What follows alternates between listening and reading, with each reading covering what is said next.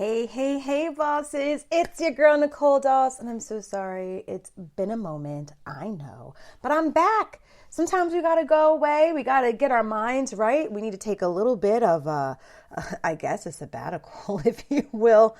I don't even know if that's the right word for it. I'm just so happy to be back. So, what are we talking about today? We are talking about working smarter and not harder as we round out the year and prepare for 2022. I got to tell you, I can't believe it's been 2 years already and we've been living in this world of the pandemic. But I'll tell you, a conversation I just had made me really realize that it really depends on where you are if you really think you're living in the pandemic. I was just listening to, I was like, I don't know what you call it. I guess it's a podcast. I guess it's like a platform, but it's a little bit like Clubhouse, but it's called Stereo. I actually really like it. But I was listening to this conversation, and just for a brief while, they kind of like went into this conversation around the pandemic. And in talking about the pandemic, they were talking about how, I guess this person lives down south, and he said, he hasn't washed hands. He hasn't, not only hasn't washed hands, but like used sanitizer, hasn't worn a mask. I mean, this guy, black man, said there's all these things that he just has not done for about a year now. And so, while I'm in Jersey, I'm like, are you kidding me? Like, if you're, I wear a mask because now I'm in this space where, thanks to Rona, I don't want none of your germs. I don't want your cough, your sniffles. I don't want your chills. I don't want stomach issues. I don't want any of it. So I am definitely a lot more cognizant of what I am doing, how I am maintaining hygiene, washing hands, using hand sanitizer, wiping things down, who I'm around, who's sick, and should I be around them when they're sick?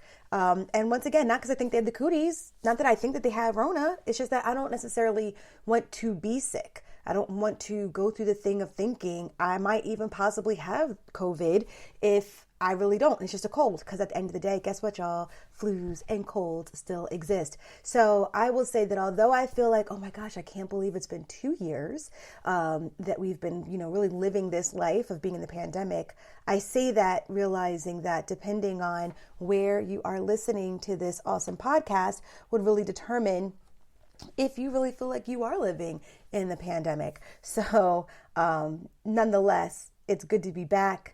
It's good to be with you all. I miss you all dearly, and I'm really excited for us to start having conversations once again. So let's jump into it. So the reason why we're talking about this working smarter is because in preparing for our members meeting, and so for those of you who do not know, do not remember, I am the CEO and founder of the Prestige Society. I know I usually have a nice little intro, but I'm thinking about changing it up for 22. So I think I'm going to get some new music for you guys, a new intro. I'm just feeling real new out here in these streets. So I'm really super excited to bring that to you. So today you just get the talk. You just get me. You just get my voice. But, for those of you who don't know, I am the CEO and founder of the Prestige Society. We are a membership organization for women entrepreneurs who believe in building powerful empires while slaying in their industries.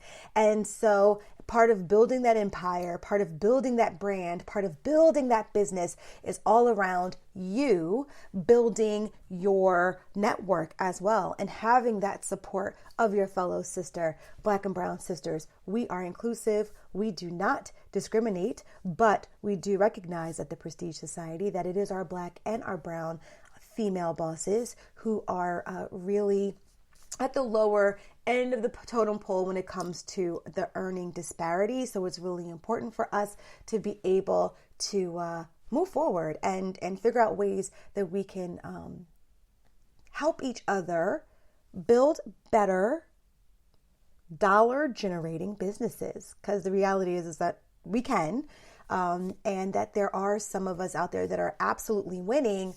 It's just that we're not making up enough of the demographic where we can bring up the average. So, and I'm not counting, the phenomenon known as the PPP loan. I am talking about those who are generally doing the work, selling, whether it's services or products that allow them to generate the kind of income that will allow us as a whole to have a higher average in earning income. So we'll talk about earning income in another fabulous day. Today, we're just going to talk about working smarter. The whole purpose of this, though, is to help you in building the keys to growing your revenue and also making clients happy, because happy clients become your tribe. Your tribe are those who are loyal customers who buy from you, who stand by your brand, who love your brand, who support your brand, because they're really connected to more than just the product and the services, but they're really connected to you, the person behind the brand, and what you stand for. So let's get into, these particular keys of growing this revenue and working smarter. So once again, last Saturday we had our members only meeting. And in the members only meeting, this was the topic that we went over. So you guys will get the brief version. And of course, because you are not members, you're not able to have a conversation where we can actually have some dialogue. But nonetheless, I'm going to drop these gems, and hopefully they will help you. So let's get into it. There's 5 different keys here. So we have understanding, proactive cash flow, reporting, experimenting, and experiences. Now, this is from an article that I read in Entrepreneur Magazine. Yes, I read and do research because my business is the business of business. So I have to constantly read and research and see what's on the forefront. And I bring it to those who are in the business of leveraging their talents and their crafts to making products or providing services. So I do lots of reading. I geek out on this kind of stuff. I really like it. So in this article, I thought these keys are really interesting because I know when you look at it on the surface, you're probably thinking, understanding, like, sure, I understand why my business and what I'm doing and why I do it. And you may see certain areas that you're like, yeah, well, I don't really do it. I know about 85 to 90% of you do not use what's called business intelligence. Business intelligence is the reporting aspect that you would use data science to identify trends in your industry, to identify trends within your client base, to identify whether or not you are wasting time. And remember, guys, time was what? It correlates to what? That's right, money. So if you're wasting time, you're wasting money. So if you're wasting time in certain services that are not serving your business and not serving your tribe, a lot of us aren't using that information and we're going off of our gut. And I get it. Yes, women's intuition is magical and absolutely amazing and mystifying. But in the world of business, y'all, you got to use business intelligence. Like, go with your gut, use the data to verify. They always say trust but verify. So to verify that what you're feeling is actually what is happening. Child, I'm about to break my entire desk. Like, I don't know what just happened. So sorry for that, everyone. I got so excited here coming back to Pink Radio with Prestige that I almost broke my whole desk. As we continue. So the other piece of it around experimenting and experiences, you may find, I experiment. I experiment all the time. But some of you may find that you're so wrapped up in doing the norm, the normal cadence of the business, and you have a rhythm that you're kind of like really married to, that experimenting in other areas may feel like it's taking you either out of your comfort zone or taking you off your that hamster wheel that you're on, because of the reality is you're in the space where that's the thing, that's the churn of the business that makes the money. So we're going to talk about these keys because, like I said, as you kind of talk through it, you may find that some things you may do well, some things you may not do well, but nonetheless, doing all 5 of these things will help you in working smarter. So let's jump into each one individually. So first of all, we're going to jump into understanding. So because you guys aren't with me and in a room with me, I am going to share with you some personal anecdotes so that way it gives you some context to the material here. So this one here says, understanding is really founded on the basis that you analyze what works and what doesn't work currently.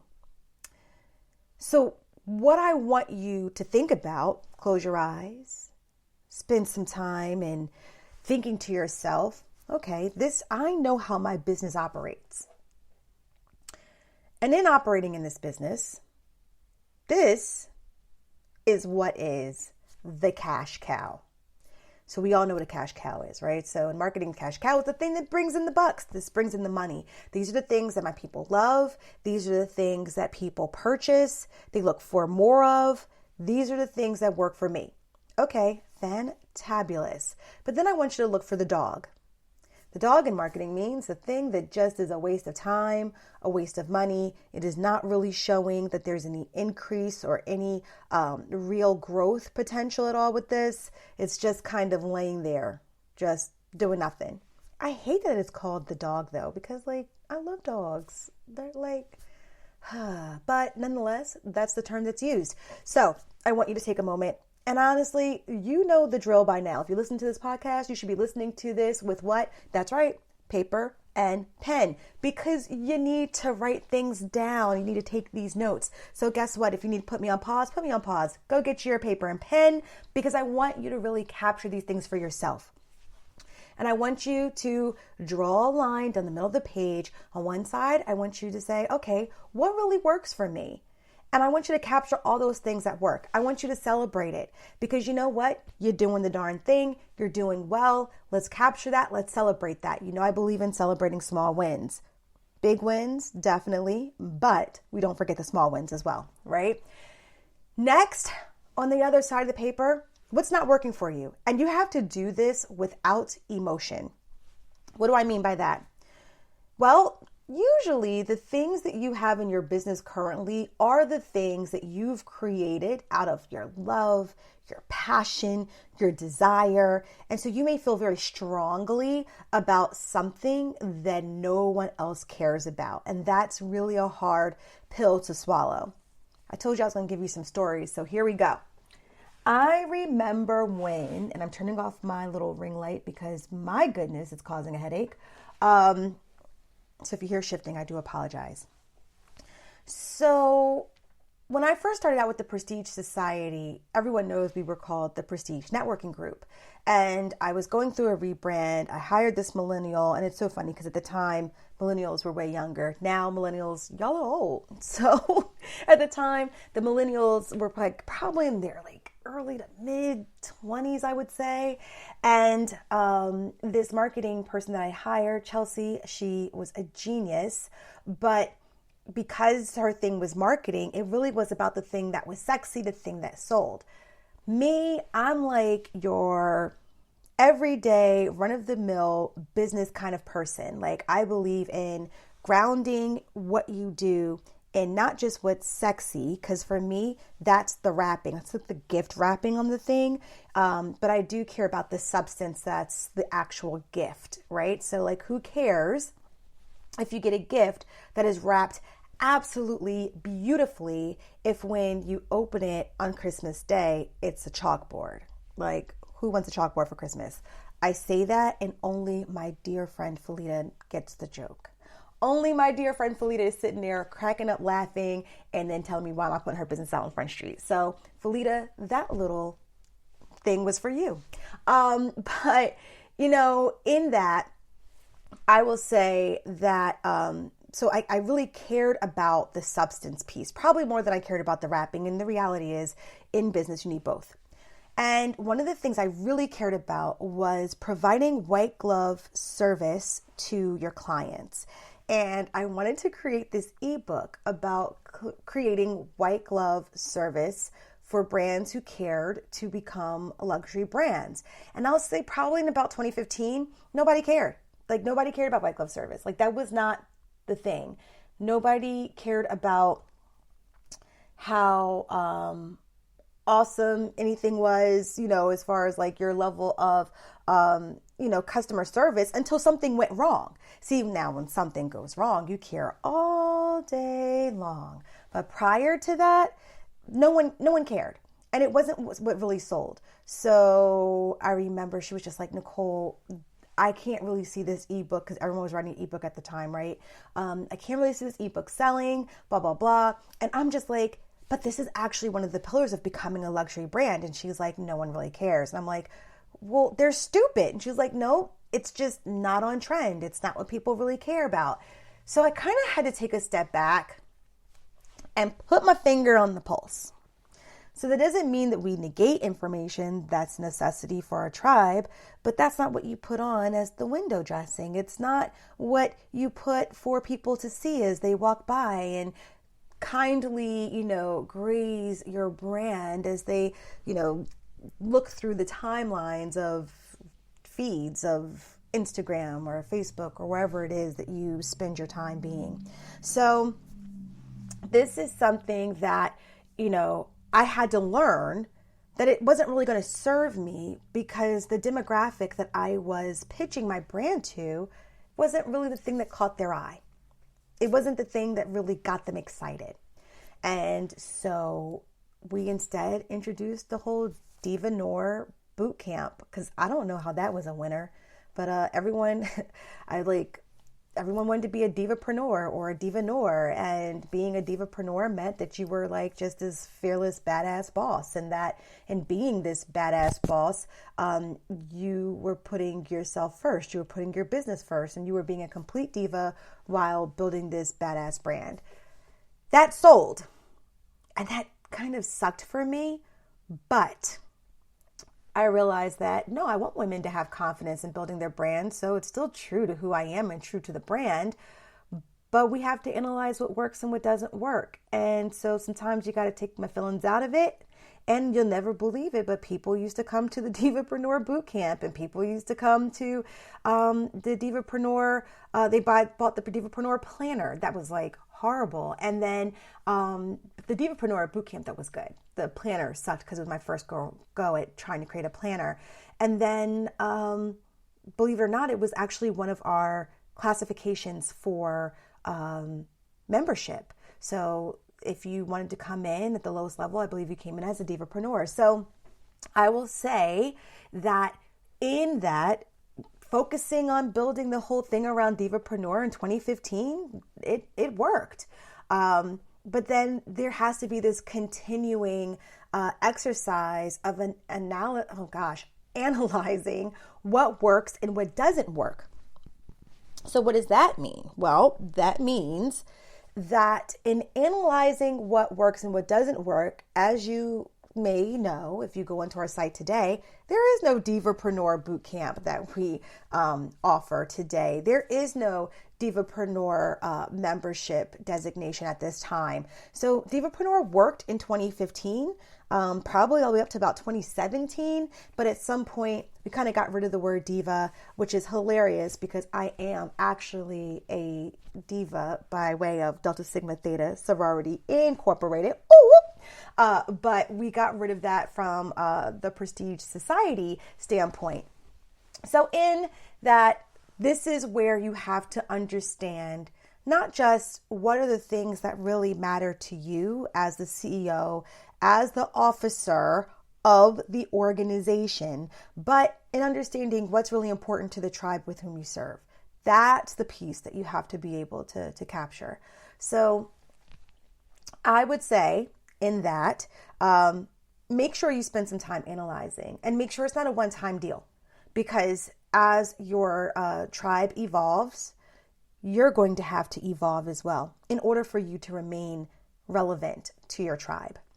Now, in addition to analyzing what works and what doesn't work, you want to also make sure that you're looking for new opportunities that can also provide for you some growth potential. So, what does that look like? Well, first of all, you have to be able to see what others are doing. You need to see if there's any gaps out there. So I will say this, in being a learning professional, I have worked in learning and development in corporate America for years, probably since the early 2000s. I have managed and led teams, which means I've provided guidance, I've provided strategies for learning professionals and how to support organizations to show that there's been revenue tied or some kind of, return on investment tied to learning solutions that have been implemented. So because of that, I am constantly looking for what is the value of what I'm putting out there. That's a workshop. And how is that tied to the return on investment that someone who purchases this workshop, what will they receive as a result of that? And I'm going to tell you, that is what I know. That is my discipline. That is what I have my master's in. That is what I've built my career in. But every last person who has taken a one-day course in how to build a course, they don't have the same kind of value that's tied to it because they don't have the same understanding of whether it's andragogy, which is the study of adult learning. They've never had to create learning programs for organizations and tie tangible earning income results. So because that piece is missing and all people know is put a slide together, put it on Teachable and charge for it and hopefully make $1 million because someone on a Facebook ad says that's what they experienced, they kind of feel like, oh, this is what they do. And as an end result, someone may not be receiving the kind of value that you need out of that. So, I will say that for me, in looking at certain growth potentials, I would try to create certain learning programs and making sure that those learning programs, one, had the potential for the prestige society to earn an income, but also that would provide value to my tribe, which is extremely important to me. So when you're looking at that, ask yourself, what do you currently have in your wheelhouse of experience, in your wheelhouse of talents, in your wheelhouse of all these things you can think of, what do you currently have in your bag that will allow you to make money on an ongoing basis? And I'm going to tie it back to the first line where, we talk about the analysis, the need for analysis of what's working and what's not. You can definitely look for new opportunities and see what others are doing and see this gap, and then analyze and see what works. So for me, I filled the gap by providing learning that really allowed people to apply something to their jobs. And I'm going to give you a brief learning and development lesson or an instructional design lesson because, for some of you out here, you may be actually creating courses tied to your brand. So one of the things that we learn as learning professionals are what's called Kirkpatrick's 4 levels of evaluation. And that's how learning professionals identify whether or not your people learned anything, right? Like, did your people, the participants, the learners, did they really learn anything? And how do you evaluate that in a way that will tell you, yes, they have? And so there's these different levels, and it kind of goes in this gamut of starting with what the participant feels intrinsically that they've learned, from all the way out to how is it observed, because did they apply what they learned to what they've actually done, to then can we see it in tangible monetary amounts, so through return on investment. So with this, just imagine this little gamut of oh wow, this is how it swings from one spectrum to the other, of how do we gauge whether or not learning is effective. For me, I realized that most people who create courses for their brands don't understand that this is how you should gauge whether or not someone is learning. And so when I create a course, I am creating the course to ensure that when someone leaves me, they can say I'm able to apply what I've learned, and so that person can actually see some kind of generation of funds of what I've taught them, which will then tie back to their return on investment of what they paid for the actual workshop. So that was a gap that I had been able to see when it came for me looking at new opportunities that could provide growth potential. And then that's what I applied as part of my Prestige Academy workshops. This is the kind of work you need to do. When you are going out and you're saying, I know that there's about 10 million versions of my brand out there. Yes, I'm unique because I'm me, but when you look at the surface, it's 10 million versions of me, of my brand out there.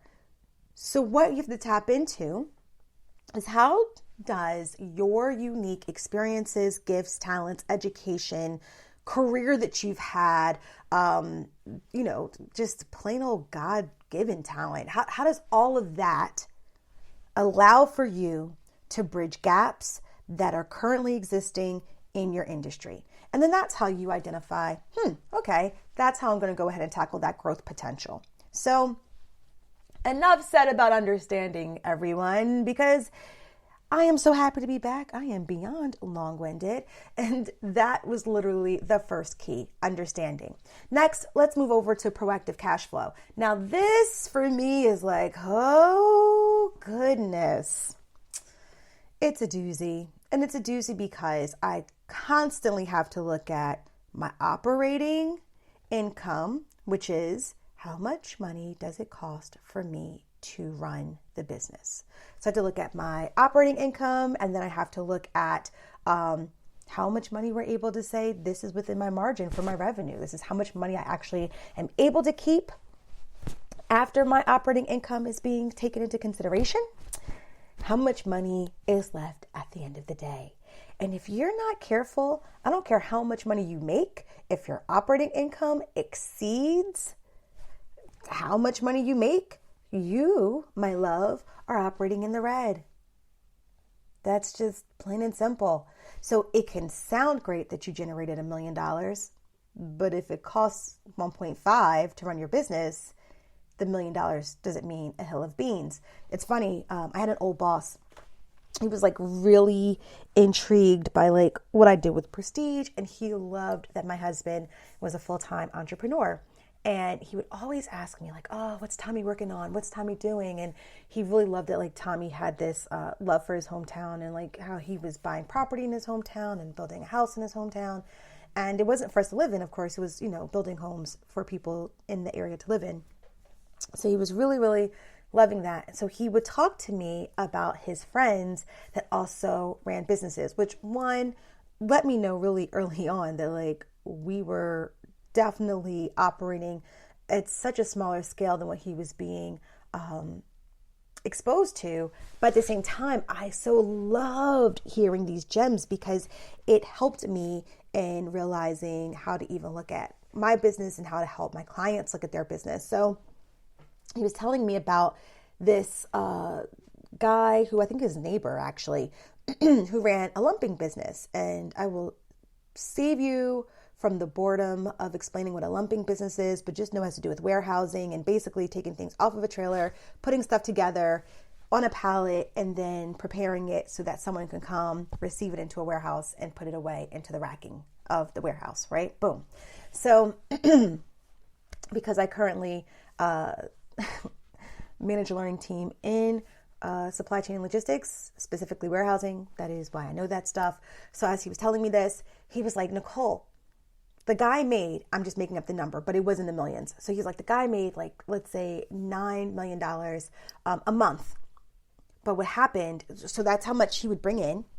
But some days he could not afford to pay himself. Some days he did not have a check because the 9 million actually barely scratched the surface when it came to operating income. So it was, the cost of labor, the cost of benefits for the labor, the cost of insuring the company because of all the labor, and because how high risk it was, because the labor was doing actual manual labor work. So he was just like, yeah, he barely even brought home a paycheck. And that was eye-opening for me because I'm like, holy cow, could you imagine seeing millions of dollars coming in, but then having to actually pay it out to the business and not being able to even give yourself a check for all of this great work that you've been able to do? So business relationships you've been able to generate, that was very eye-opening. So when I think of cash flow, I think of it, with a really dear heart, because I think a lot of us just assume because we made a sale, that means that we recouped or that's all of our money from that sale. And the reality is nope, a percentage of that sale went towards your cost to creating the item, shipping the item, to the website that you had to keep up for someone to actually go on to the website to purchase that item, and the list goes on. So definitely, when we talk about cash flow, when we talk about operating expenses, when we talk about, revenue, these are conversations that should be part of your everyday, should be part of the conversations you have with your team. Whoa, excuse me. If you don't have a team, please, get yourself a little tribe of people that you can talk to. If not, come on over to the Prestige Society. We could talk about it there. But definitely you should have someone that you have these conversations with. So when we talk about, in this instance, proactive cash flow, this is the piece where you are looking at how consistently you are receiving payments. Whoa. Let me tell you how I love this conversation. Hence why I wrote the book Tribe. I wrote the book Tribe because imagine if you were only focused on one-time sale transactions. So you were only interested in, let's say, selling one shirt or selling, I'm sorry, of course, as I'm saying this, I am having an idea that I need to reach out to my girl who is the CEO of Creme de la Creme apparel. But imagine, you're selling one shirt, or you're selling one, pair of jeans, or, maybe one candle, one lip gloss at a time. So what you're doing is you made the sale and you're hoping that this person will come back when that item runs out, when they want a new thing, when they want to try a different color. So because of that, when you're pushing your sales, you're pushing for new customers every time that one-time transaction is done. But in Tribe, I have you look at the world of membership and subscriptions. And so instead of saying, okay, buy this one thing, ask someone at a pretty decent price point, would they be willing to pay this pretty decent price point every month to have access to your brand every month? That is very important. Let's explore why. It's very important because let's imagine I have retailer A who sells lip gloss and retailer B who sells a lip gloss subscription. Now, one lip gloss may be, let's say, $12.99, right? I'm just saying, I think I've definitely paid for lip gloss that was $12.99. So for those of you that are Wet n Wild wearers who spend about $2.99 for your lip gloss, I know that sounds crazy, but for those of you who know my plight, then you understand. So let's say you sell a single lip gloss for $12.99. So you sell the lip gloss for $12.99 and retailer B has a subscription for $24.99. And for $24.99, you get let's say a specific palette of your choice. So if you choose that you like blushes, or you choose that you like nudes, or you choose that you like reds, you get one, let's say, matte, and then you get one, let's say, glossy look. And that's it. And maybe there's something else that you can get in bulk that's like really low in price, where like $24.99 is allows you to be able to get income, like it makes so much of a revenue, right? Now, let's say the one person that sold her one lip only has it she sells maybe like to 2 people one month and 0 people another month, and maybe 5 people want a lip gloss the month after that. So the sales for the a la carte or just the one-offs are going to be very sporadic. But for your membership, people usually keep on average their membership anywhere from 1 to 3 years. On average, I think it falls into 2, but like 1 to 3 years. So if it's 1 to 3 years that that every month you have 10 people signed up for $24.99, your sales are definitely going to look a lot more impressive than the sale of the person who's going to do one-off. Just the one-offs. Now, does that mean you can't sell the one-offs? Absolutely. So now selling one-off lip glosses are your additional stream of income, not your main source of income. So when we talk about this proactive cash flow, it's looking at how do you get paid consistently. So now through this, you're getting paid consistently. So I love this because not only do you look at this, let's say you are like, nope, I don't like the thought of doing subscription boxes. I even struggled, honestly, with my business model for subscription boxes. Let's say you actually have a service that you provide. So subscription boxes or subscriptions may seem a little bit harder for you. Then you can look at things like membership. That's what I do. And so maybe you do something that has more of a group setting around the thing that you provide a service for. And so you build a community, you build a tribe. So that's what the membership is kind of about. You can look at that if you do services. But once again, if that requires a lot of work for you to maintain those communities. So let's say you really don't have that in you. You're like, no, not for me. Then I want you to look at how easy is it for customers to pay you? And are you losing them because your systems are cumbersome? So, if you have to do, we always say for every additional click someone has to make on your website to get to the checkout, guess what happens? You literally will lose them because there's something else that popped up on their screen, 10,000 things going on. So definitely you want to be aware of those things. So when you think of proactive cash flow, I know I asked you to whip out some paper and some pen or a pen. I want you to think about this. I want you to ask yourself, how consistently are you receiving payment for your goods and services? So you may say, not really consistent. Let's say you have members, and even though you have a system that's used to get your payments, let's say that you don't have someone managing the consistency of those members where payments are declined.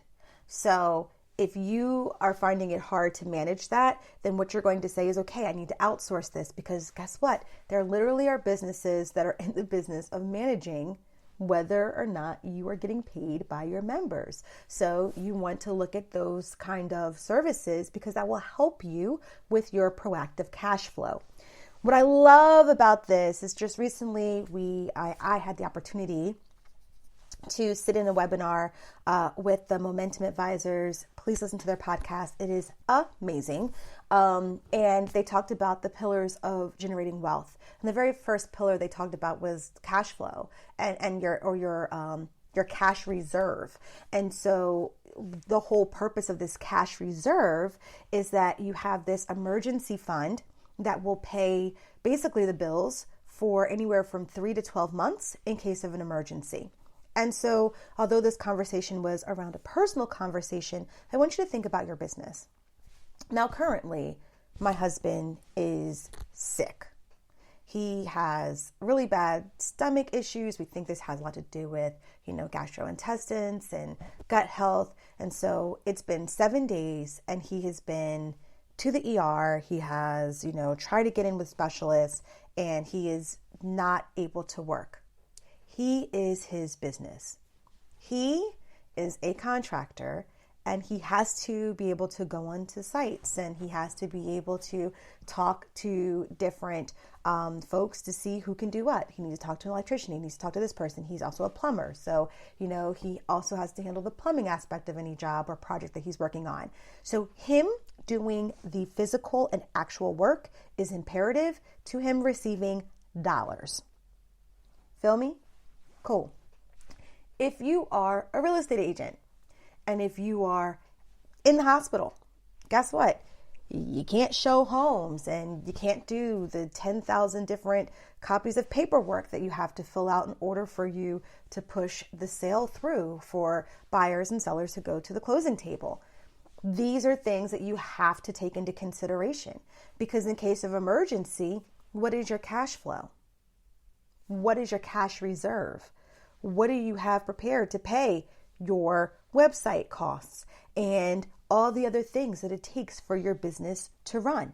So you definitely want to spend some time looking at the financial health of your business and really to ask yourself, what am I doing that will allow me to protect my business? So that's why I love that this whole thing around working smarter is around this proactive cash flow. So what am I doing to protect my business so that if something happens to me that kind of takes me out for longer than I have expected, that could possibly negatively impact the standing of your business, if you will, then how are you protected and what's done there? So I think that's really important. So I love that in this article, they also added this proactive cash flow. So once again, we are on this, that's the second pillar of working smarter. Now let's move to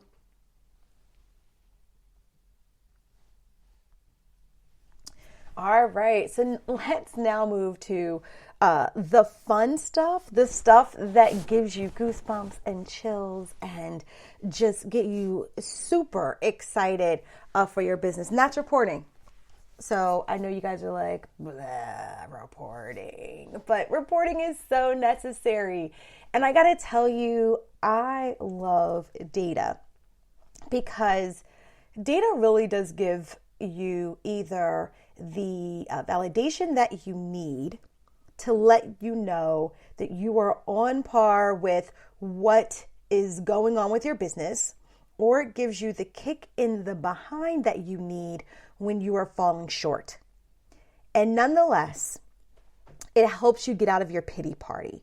So let's talk a little bit about reporting. So imagine that you have no access to information telling you how you are running your business, right? You have no clue. You don't know how many customers you have. You don't know how many people are looking at your business. You don't know if people are clicking on the link to that brand new, I don't know, sweatshirt you just created.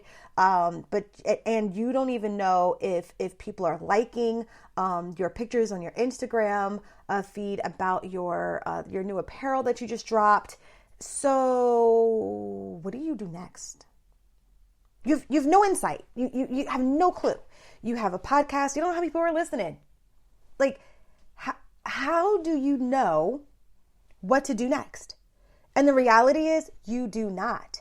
And if you continue to operate without really having information, you are literally operating blindly, which means you are wasting money and you're wasting time. So, and not for nothing, you may be also missing out on some really great opportunities because you just had no clue that there was an interest in an area that you did not have a line of sight into. So what do I mean by that? Let's just say, and we'll use me for an example. Let's just say I have a, let me try to think. Let me give a good example here.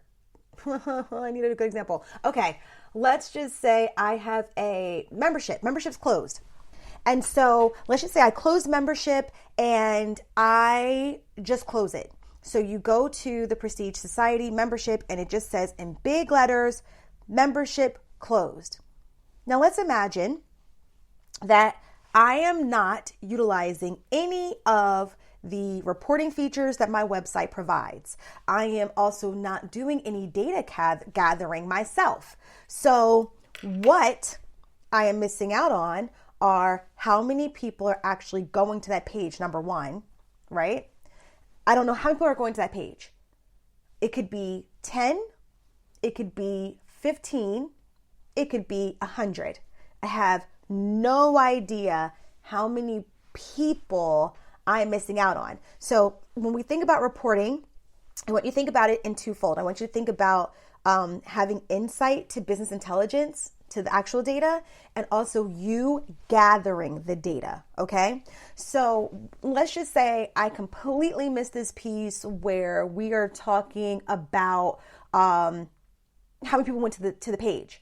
Okay, fine. So now I listen to this podcast and I look at the insights and I do see how many people have gone to the page. And by golly, it was 300 people went to the membership page because they were really interested in signing up.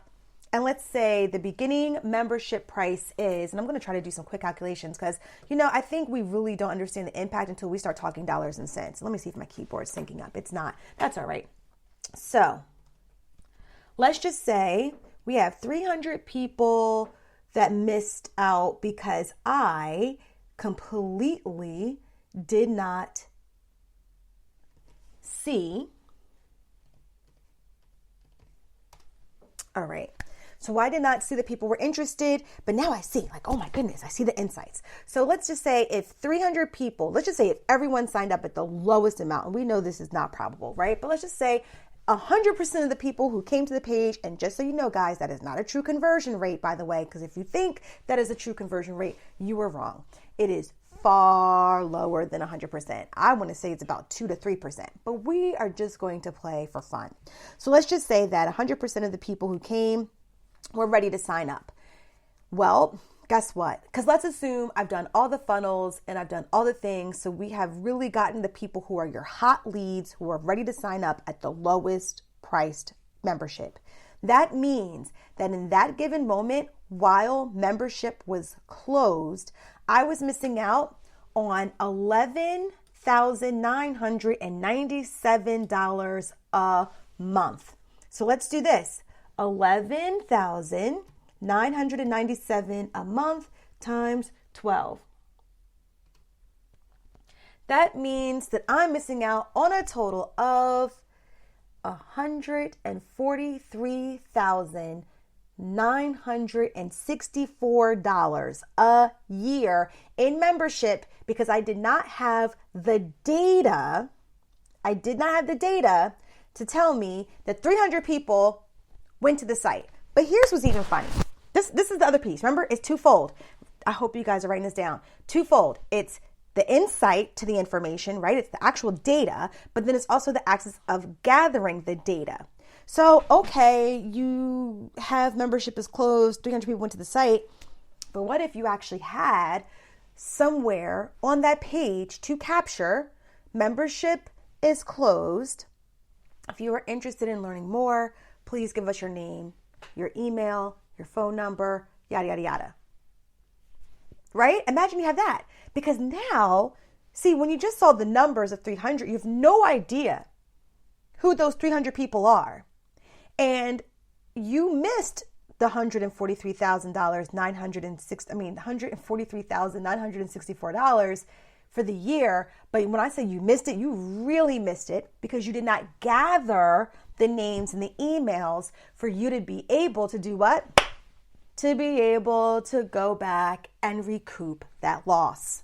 So this is why when we talk about reporting, I really want you to think about reporting in the mindset of having insight, which is also known as what, guys? That's right, business intelligence, as well as gathering the data as well. And I gotta tell you gotta do a little trial and error there because that's going to tell you where you're missing things. Sometimes you are going to miss $143,000 in your business. And imagine this. Membership is one arm of my business. Just one arm. One arm. So if you're missing just one arm of your business, imagine what you may be missing in other arms of your business. And selling the apparel and selling the books and selling the planners and monetizing on your workshops and monetizing on videos and content and things like your podcast. There's all these missed opportunities when we do not leverage things such as reporting and getting that particular data into our regular practice of analyzing what to do next.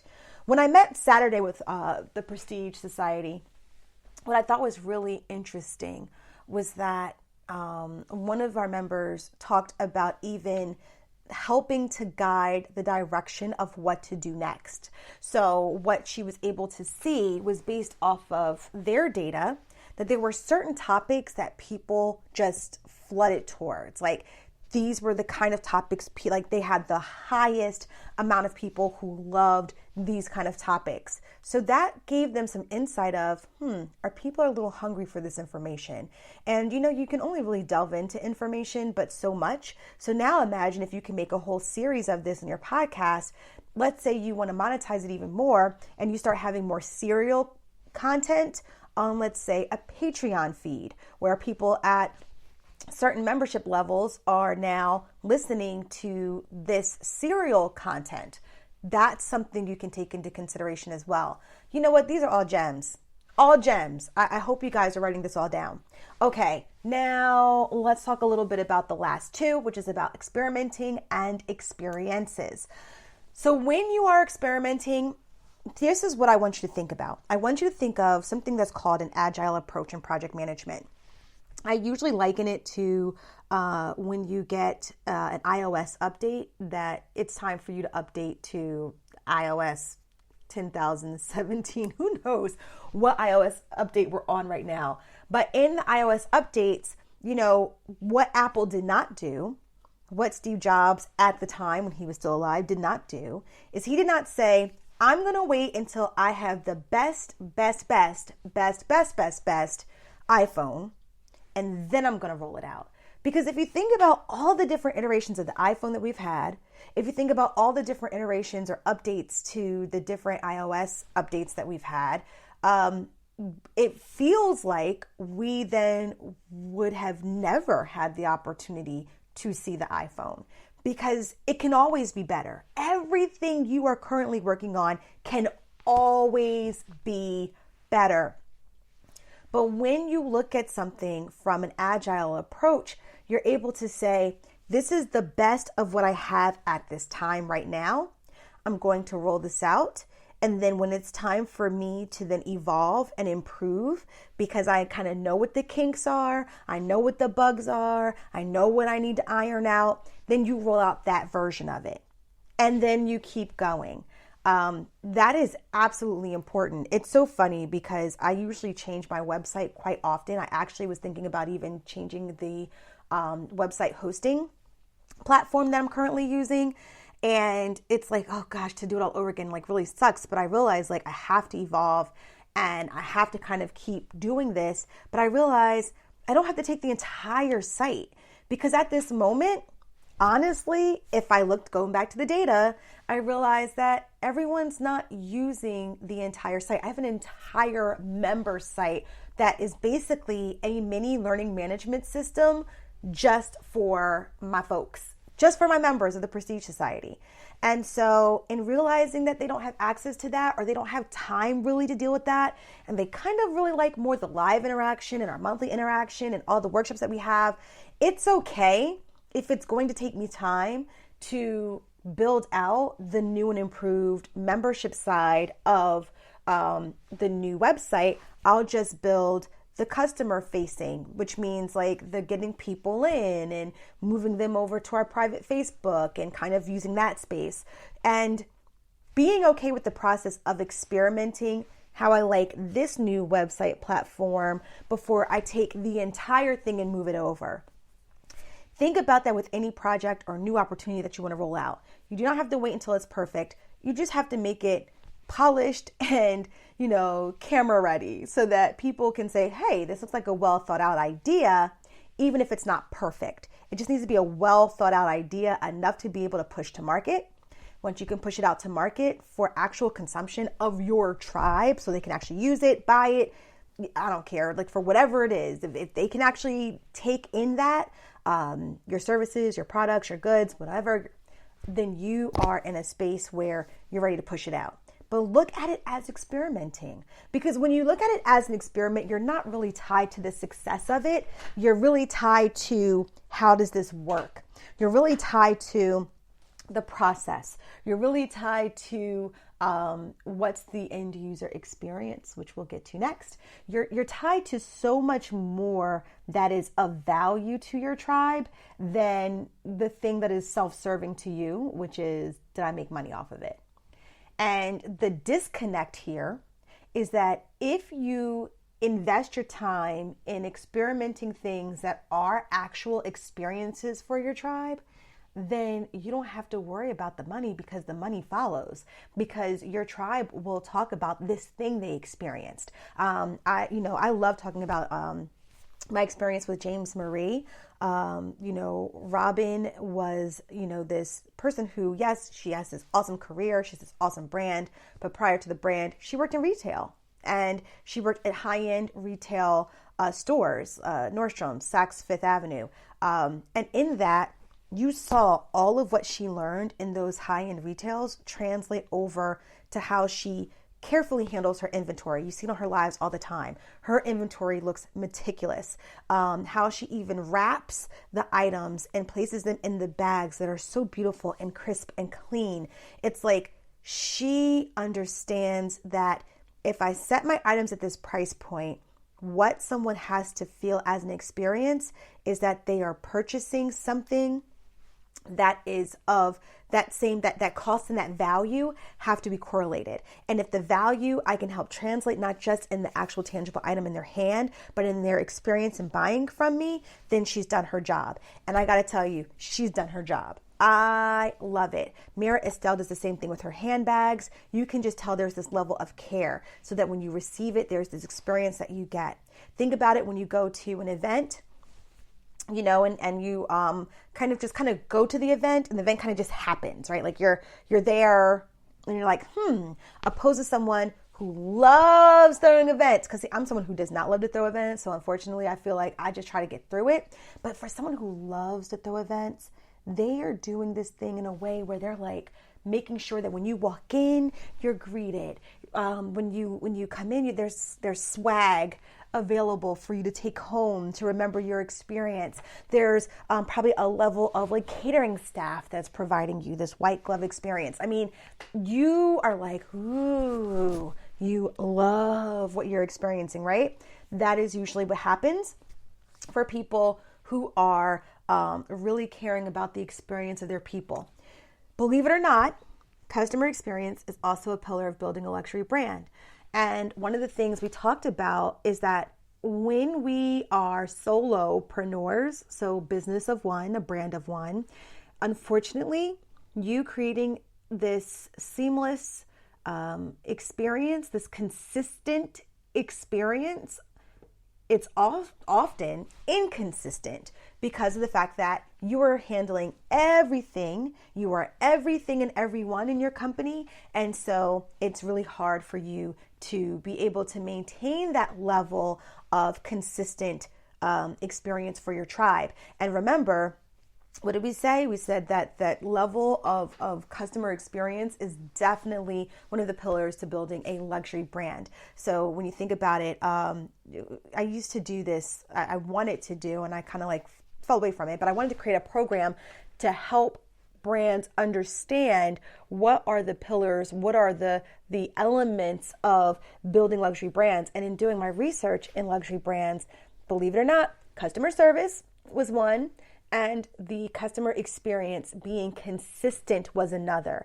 So and it's so funny, it's like I feel like the pandemic has really made me not as like tapped into certain brands as I used to be. I feel like I'm a lot more concerned with buying small and buying my goods from small brands, especially those that are Black and brown creators of goods. But I'll tell you, once upon a time, your girl loved a good handbag. Your girl loved a good shoe. Now I have what we have deemed COVID foot.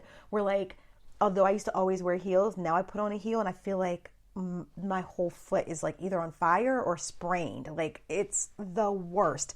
So because I've been like wearing Uggs for like a year and a half, right? So with that, there used to be a time where I loved a good shoe and I loved a good handbag. And if you would go, and I don't want to endorse any big names here, but if you would like go to a certain brand, and there was like a scratch or something that was just not right with the product, you could go to that particular store and they would take care of that for you like immediately. Or if there was an issue with your bag or an issue with your shoe, they would take care of it without even like hesitation. You trusted that you were so revered as a customer of this particular brand that you didn't feel like a customer, you really felt like a client because you felt that level of care.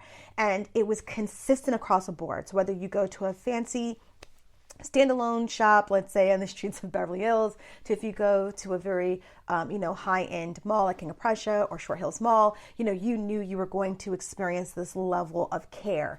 This is where, as small business owners, we don't set up things like best practices or standard practices. We don't spend the time to really think about what someone goes through. Or if you do, and like I said, you're the person that's wearing the hat of, jack of all trades, master of none.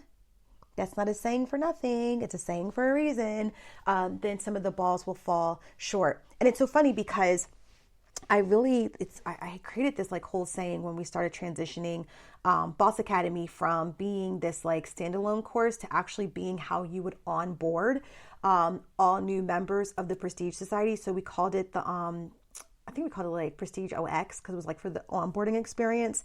And the whole goal was basically probably akin to like a process of joining a sorority, right? So, you spend this time online with a bunch of women who you grow very close to based off of this process that you go through and the things that you learn during this process for a certain amount of time. And then when you are done with that process and then you are introduced to the larger group, you already have this really core sense of people that you're very close to that you're able to say, hey, like, this feels really good. Like, oh my goodness. Like I feel the warmth and the safety of my close knit sisters that I've built this relationship with. And then the larger group is even more inviting, but I don't feel alone in being new in this larger group. So that was really the whole point of, me creating the whole process of this onboarding into Prestige, because when we would let people, and then the timing of like actually doing it as a cohort instead of having onesie twosies come in, because I found that when we moved from being in person to being an online community, and we did this prior to COVID, like years before COVID, we did this probably like around 2015, because the need was there. People would reach out to me in, Atlanta or in, New York, and they were like, how do we become members of Prestige? We realized we really need to build more of an online community. Bringing people in onesie twosies into this larger group of people felt a little lost, right? They didn't really have a center, a group of people that they could say they really were connected to. And even in having the chapters, we still didn't have this sense of, who were their people in this network. So when we made Boss Academy the onboarding experience for new members, imagine you're going through a pretty emotional time breaking down your business and building it back up. You're going through a really emotional, when we talk about like who you are, when we go over like being a purposepreneur, what's funny is that it's like a counseling session. The last cohort we had, we were so crying and like, I didn't realize some people were really traumatized and how it really determined their path of becoming entrepreneurs. So, I think it's really important for people to be able to say, hey, this is my group of people. And then you're cheering them on, and because we also do a pitch at the end, a pitch contest at the end, and then we sow a seed into the winner of the pitch contest. So we have like a green room where as people are coming in and out of their pitch, you have these women who are like supporting you and helping you and really trying to decide whether or not, are they next? Are they next one that's going to receive this investment in their business? So I love that we created that experience. So while we're doing that, I'm like, oh, I want them to receive a kit. Because we call it the private school for the girl boss, I want them to get their class schedule and know who their we call them the boss coach, who's really like your person that's going to kind of help you through. We want you to know who they are. We want you to be able to receive a shirt. And, once you're done and you graduate, we want you to get your certificate of completion. We want you to receive a mug. And what's funny is as you would go through each cohort, there would be something else that I would include. But the reality is, doing it all myself, I saw that there were pieces of the puzzle that I would drop. So like everyone wouldn't receive something, like something would be missed, or the mail would miss something, or something where it was not, where if you talk to each person, they were not having a consistent experience, which is a huge problem. And then if the first cohort would speak to the second cohort would be like, oh, we got all of this. But the first cohort was like, well, I didn't get that. But it's like, oh, well, you didn't get all of that because by the time we got to your cohort, there was something we decided to change with it. So, when we talk about experiences, even I realize that's something that I have to work on. And a lot of it is, realizing that you've grown, boo. And it's time to scale up and bring on a team. And although I have a team, an executive team, I need some folks that are there to do the work, because there's a lot of work that I can't juggle at the same time. So I hope that, in talking about these 5 pillars or these 5 keys of success has really helped you in trying to work smarter in 2022. You know me. I love to see the comments. I want to hear how this has helped you. I want to hear your thoughts. Please do not forget to rate us. This helps other bosses find us. And we're back. So I can't wait to talk to you guys more. Have a wonderful, awesome, and most of all, blessed day. Bye.